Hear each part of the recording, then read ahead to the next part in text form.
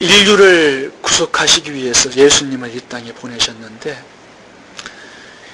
그 인류 구원의 구속 역사에 위대하게 쓰임받은 한 여인이 바로 오늘 본문의 마리아입니다. 당시에 처녀들이 참 많았습니다. 그런데 하나님께서는 마리아를 선택해 쓰셨어요. 오늘날도 보면 일꾼들은 참 많은데 하나님이 다 쓰시는 것은 아닙니다. 하나님께서 쓰시는 사람이 있어요. 하나님은 어떤 사람들을 쓰셔서 당신의 구속사역을 완성하실까요? 오늘 본문이 하나님께서 쓰시는 사람들의 비결이 4가지로 나와 있습니다. 마리아 한 사람을 통해서 하나님이 쓰시는 사람의 특징을 4가지로 살펴보기를 원합니다. 첫 번째, 하나님은 깨끗한 사람을 쓰십니다.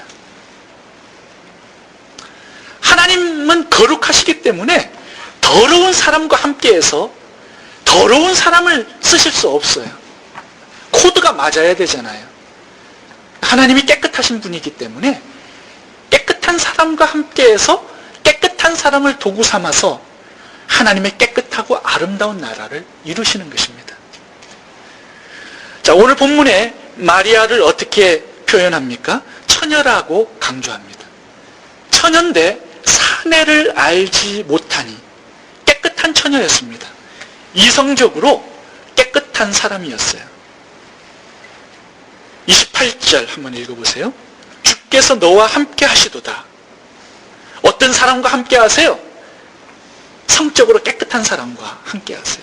30절 하나님께 은혜를 얻었느니라. 하나님 어떤 사람에게 은혜 주세요? 깨끗한 사람에게 은혜 주세요. 35절 성령이 내게 임하시고, 성령은 어떤 사람에게 임하세요? 깨끗한 사람에게 임하신단 말이에요. 디모데후서 2장 20절에 보시면 하나님의 집에는 참 많은 그릇이 있어요. 금그릇도 있고 은그릇도 있고 나무 그릇도 있고 질그릇도 있어요. 근데 하나님께서 쓰시는 그릇은 어떤 그릇이냐? 금그릇 아니에요. 다이아몬드 그릇도 아니에요. 질그릇이라도 깨끗하면 하나님께서 쓰신다는 것입니다. 그러나 돈 많고 박사학위를 가져도 더러우면 하나님께서 쓰시지 못해요. 마리아는 어떤 그릇이었어요? 금그릇은 아니었습니다. 질그릇이었을 거예요. 그렇지만 하나님께서는 깨끗하고 거룩했기 때문에 선택해서 쓰신 것입니다. 거룩한 하나님을 담아서 이 땅에 보내셨어요.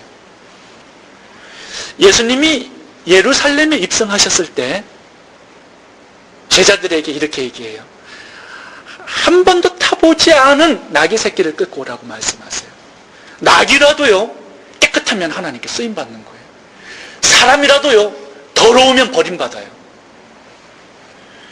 저는 항상 3가지를 조심하라고 여러분께 말씀드렸습니다.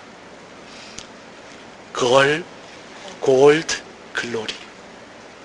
삼손 걸 때문에 망했어요. 다윗과 솔로몬도 걸 때문에 망했어요. 골드 조심해야 됩니다. 가룟 유다 골드 때문에 망한 사람이에요. 발람 선지자 골드 때문에 망한 선지자였어요. 글로리도 조심해야 돼요. 아담 하나님 되려다가 망한 사람입니다. 예수님도 죄가 없으신 깨끗한 제물이었기 때문에 제물로 인류 구원의 구속사역에 쓰임을 받았던 거예요. 누구든지 괜찮습니다. 깨끗하면 하나님께 쓰임받을 수 있습니다. 특별히 걸, 글로리, 골드 조심하세요. 두 번째, 하나님께서는 어떤 사람을 쓰십니까? 즉각적으로 순종하는 자를 쓰세요. 꾸물꾸물하고 미적미적하고 생각해보고 이런 사람 하나님께서 쓰시지 않습니다. 하나님께서 무엇을 요구할 때 적극적으로 헌신하는 그 사람을 하나님께서 쓰시는 거예요. 오늘 본문 봐보시면 가브리엘 천사장이요 예고도 없이 갑자기 찾아왔어요. 마리아를. 그래가지고 한다는 소리가 정말 황당한 얘기를 하는 거예요.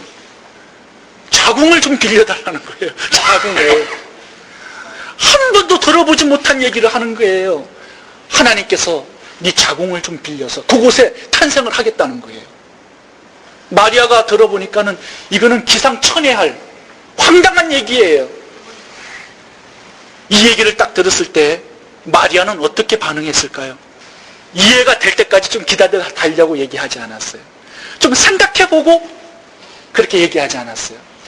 어떻게 반응합니까? 여기 보시면은 마리아가 즉각적으로 하나님께서 원하시는 그 몸을 내어드리는 순종으로 나아갑니다. 이런 자를 쓰시는 거예요. 질그릇, 나무 그릇 상관없어요. 하나님께서는 첫 번째 깨끗한 그릇을 쓰시고요. 두 번째, 하나님께서 원하실 때 즉각적으로 자기 것을 드리는 그 사람을 쓰시는 겁니다. 아브라함도 보면 하나님께서 위대한 복의 근원으로 쓰셨던 그 이유가 창세기 12장에 나와요. 본토 친척 아버지를 떠나라고 그럴 때 갈 바를 알지 못하고 떠나버려요. 즉각적으로 떠난단 말이죠. 그리고 또 이삭을 달라고 그래요. 백세에 얻은 그 아들을. 생각해보고 미적미적하지 않아요. 그 다음 날로 장작 쪼개가지고 즉각적으로 순종해요. 이런 사람을 하나님께서는 쓰시는 거예요. 베드로 봐봐요. 좀 무식했어요. 질그릇이었어요. 근데 예수님께서 부르시니까 곧 거물을 버려두고 주님을 쫓아가요. 대책 없는 사람을 쓰시는 거예요. 예수님께서 무리를 걸어왔을 때 베드로 보고 배 안에 나와가지고 무리를 걸으라고 하니까 생각도 안 해보고 베드로가 무리를 걸어 나와요. 이런 사람을 쓰시는 거예요. 순종을 드린 그 다음부터 인생이 풀어지는 거예요. 마리아의 인생이요, 즉각적인 순종 드리지 않았다면 요셉의 한 아내로 인생을 마쳤을 거예요. 근데 순종을 드렸더니 위대한 예수님의 어머니가 되어버렸어요. 여러분들이 좀 위대한 인생을 살아갈 수 있기를 축복합니다. 주님께서 쓰시고자 할 때 즉각적으로 순종을 드리세요. 하나님께서는 첫 번째로 깨끗한 사람을 쓰시고요. 두 번째, 즉각적인 순종을 잘하는 사람을 쓰십니다. 세 번째, 하나님께서는 어떤 사람을 쓰시는가? 희생하는 사람을 쓰세요. 희생의 대가를 지불하는 사람을 쓰십니다. 하나님의 나라를 완성하는 데 있어서, 구속사역에 쓰임받는 데 있어서 희생 없이는 안 돼요. 반드시 희생의 대가를 지불하고 하나님께 쓰임받는 것입니다. 그냥 하나님께 쓰임받으면 축복만 받는 줄 아는데 그게 아니에요. 손해가 있고 불이익이 있고 거기에는 고난도 있을 수 있고 어떨 때는 목숨까지 버려야 되는 희생을 각오해야 됩니다. 오늘 본문에 보시면요, 마리아는 이 헌신했기 때문에 약혼자에게 버림받을 수도 있었다는 거예요. 약혼자에게 부정한 여인이라고 오해도 받을 각오를 해야 됐단 말이죠. 부모와 형제에게 수치를 가져다 줄 수 있는 가문의 망신거리가 되는 여인이 될 수도 있었어요. 미혼의 몸으로 배가 불러올 때 사람의 조롱거리와 손가락질을 당할 수 있는 그것도 각오해야 됐어요. 심지어는 돌로 쳐 죽임을 받는 희생까지 각오해야만 했습니다. 주님께 헌신하고 주님께 쓰임받는다는 것은요, 반드시 어떤 희생이, 손해와 불이익이 찾아올 수도 있습니다. 이 대가를 지불할 때만 우리는 하나님께 아름답게 쓰임받는 사역자가 될 수 있는 것이에요. 아무것도 손해보지 않으려고 하는 사람, 하나님께서 쓰실 수가 없습니다. 헌신에는 대가를 지불해야 돼요. 때로는 고난과 고통일 수도 있고 어쩌면 돌에 맞아 죽는 순교일 수도 있습니다.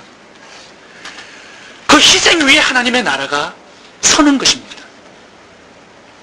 한 알의 밀알이 땅에 떨어져 죽을 때만이 그 희생 위에 아름다운 열매들이 맺히는 거예요. 예수님이 십자가에서 자기 자신을 희생했을 때 우리들은 구원을 받을 수가 있었던 것입니다. 누군가의 희생 위에 오늘도 하나님의 나라는 서가는 것입니다. 선교사님들의 땀과 눈물과 피 위에 하나님의 나라가 확장되는 것이에요. 아펜젤레와 언더우드의 희생 위에 대한민국의 천만의 구원받는 열매들이 나타난 것이라고요. 여러분, 한글학교 위해서 희생하세요. 주일학교 위해서 희생하시고요. 새벽기도 위해서 여러분들의 잠을 좀 희생하세요. 그 대가를 지불하고 나서 우리들은 아름다운 열매를 얻게 되는 것입니다. 하나님은 어떤 사람을 쓰십니까? 오늘도 희생을 각오하는, 그 희생의 대가를 지불하고자 하는 그 사람들을 하나님께서는 쓰셔서 오늘도 구속의 사역을 이루어 가시는 것입니다. 네 번째, 하나님께서는 어떤 사람을 쓰시는가? 가장 소중한 것을 내어드리는 자를 쓰십니다. 써다 남은 것 드리는 것을 하나님 가지고 일하시지 않습니다. 쓰고 남은 시간을 가지고 일하시지 않으세요. 쓰고 남은 인생을 가지고 하나님은 일하시는 분이 아니에요. 우리의 가장 소중한 것을 받고 그것을 가지고 일하시기를 원하시는 것입니다. 마리아는 가장 소중한 하나밖에 없는 자궁을 하나님께 내어드렸습니다. 하나님 그거 받으시고 일하신 거예요. 자기의 몸을 내어드렸을 때 그 몸 받으시고 하나님은 인류의 구속사역에 뜻을 이루신 것입니다. 마리아가 드릴 수 있었던 가장 소중한 것이었어요. 자궁. 이 소중한 가치를 하나님께 사역을 위해서 내어드릴 때 하나님은 아름다운 일들을 행하시는 것입니다. 아브라함은 독자 이삭을 드렸어요. 가장 소중한 것. 그래서 아브라함을 통하여서 구속의 역사를 이루신 것입니다. 마리아는 300데나리온의 옥합을 깨뜨려서 예수님께 드렸어요. 그 여인을 기념한 것입니다. 하나님은 독생자 한 분밖에 없는 그 아들을 우리 위해서 드렸어요. 그래서 인류의 구속의 역사는 완성될 수가 있었던 것입니다. 예수님은 가장 소중한 자기 몸을 십자가에 찢어 우리를 위해서 주셨습니다. 헌신은 쓰다 남은 시간, 쓰다 남은 돈, 쓰다 남은 인생을 들여서 하는 것이 아닙니다. 가장 소중한, 가장 가치 있는 인생을 하나님께 드릴 때만 이룰 수 있는 역사입니다. 그것이 참된 헌신이에요.